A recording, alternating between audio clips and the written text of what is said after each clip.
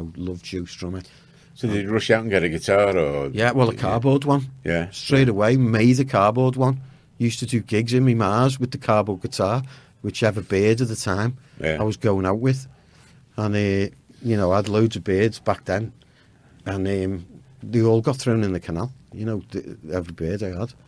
It was a ritual I had, up until I met one that would have put a knife in me. And then I didn't then. But, every beard I had would say to me, listen, you're not putting me in the canal like all the rest, And I went, I wouldn't dream of it, babe. And then when we're out there, I'd just push. So why was this ritual dunking going on?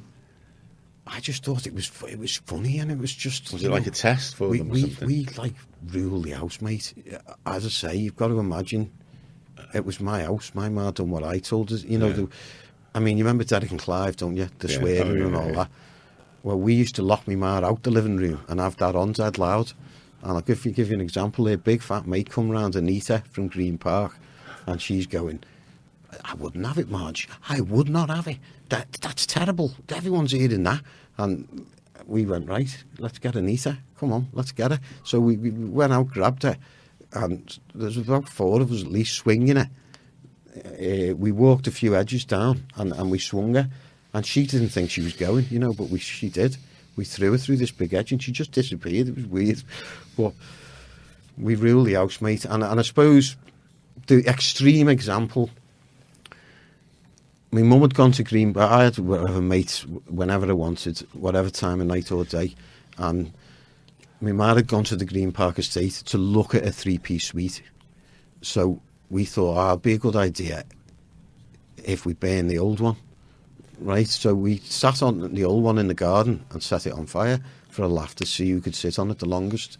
I was a mate of mine, Ezra, who was a psychopath, and I don't know how he sat on it, but it was flames and everything. But anyway, so then we thought it'd be a good idea to put the shed on it, because it was dying down, so we put the shed on. By now, the eaves of the house are glowing, and the fire brigade are on the way.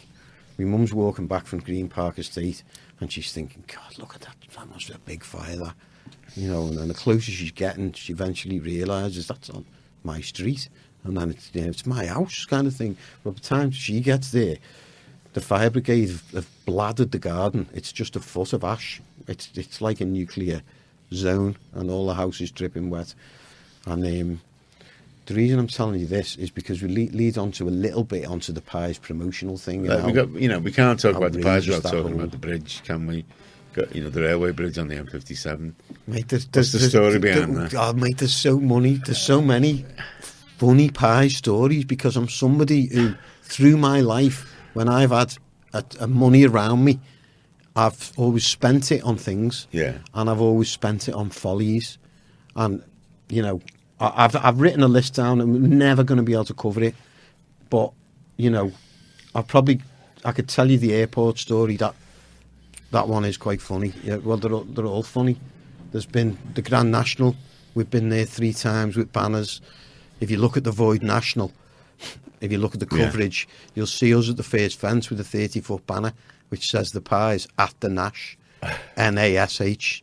And we're there in the history. Loads of TV shows, like I was saying about my mum being in the 3-piece suite. Yeah. She was going on Kilroy, airing a mate. They were on every bloody show in them days. To them, it was a day out in London, and they got a free hotel, and they loved it, right? So I said, listen, she was going right at the front of this show, and I said, listen, you're putting a Pies t-shirt on, and she's very well dressed and all that. Yeah. She's like, no way, over my dead body, I will not be seen dead in a Pies t-shirt. I said, you're wearing one, I'm telling you now. Anyway, so she goes to London with her mate with the Pies t-shirt. She's probably thinking, there's no way I'm wearing this. So like half an hour before the show, or an hour, she's ringing me. And I said, well, I'll tell you what, and because I had history of burning, I wouldn't have done this, by the way. I said, listen, if I turn that telly on at 10 o'clock and I don't see you sitting at the front with a Pies t-shirt, I'm going to burn every stick of furniture in this house. I'll go with it, right? So I was proper putting it on her. It gets to like 10 to 10. She's ringing me. I'm not doing it. I'm not. I said, right, well, I'll go and get the matches then. I'm going into the kitchen now. You bastard. You wouldn't do it. You wouldn't. I'll try me. If I don't see you at 10 o'clock, I'm heading straight into the kitchen for the matches. Right? There she is, bold as brass. You know, so, I mean, there was loads of I got on Kill Road. We sort of did anything to promote the pies. Yeah.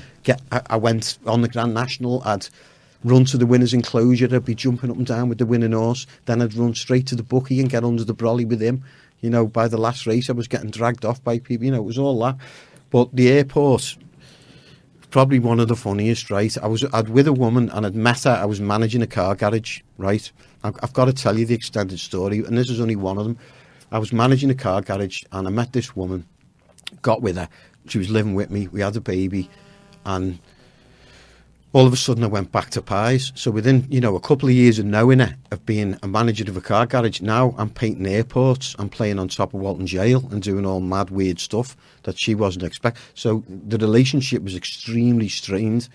I had Topper Headman's drum kit once and it got through at me out the door like the Matrix, trying to avoid. Anyway, it was really, really strained, and I'd made my mind up. I wanted to paint the biggest in history, the biggest graffiti in history.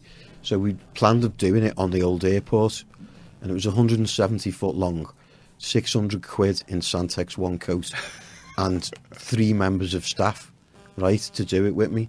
So we had to have 2 wheelbarrows, my cousin who was doing it for nothing, and then these lads who I used to pay 100 quid a night to work with me, right? And they were ex-drug or drug users, but I would go round, give them a tenner, they'd get what they needed, and then they were bulletproof for the whole night then, literally bomb-proof, nothing to affect them in any way. Amazing workers, and and no one else would do it anyway, you know. So first thing was, I had it in my head, she'd said to me, do not get, she bought me brand new trackies, she said, if you come home with a spot of paint on them trackies, do not even come home, right? Nasty piece of work she was. So I had me painting clothes in her bag, right, and all that. So we get to the car, get to the airport, start heading off. It's a 2-mile walk across muddy tracks and everything to get to where we were going to paint it.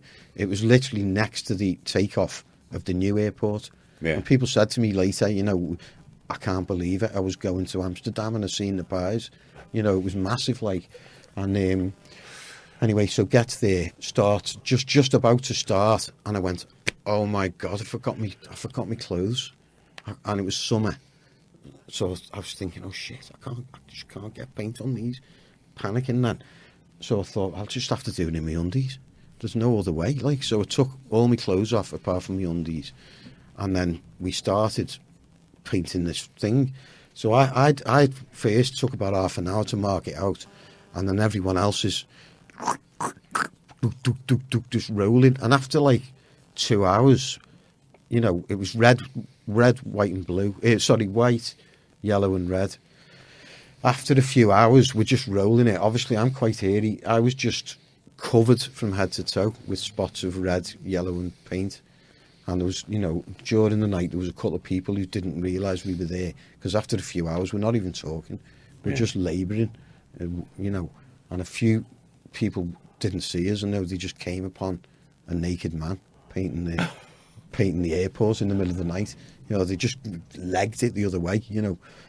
So anyway, I'm rolling the airport, and unbeknownst to us, there's a storm coming up the Mersey, a deep storm, didn't even spot it.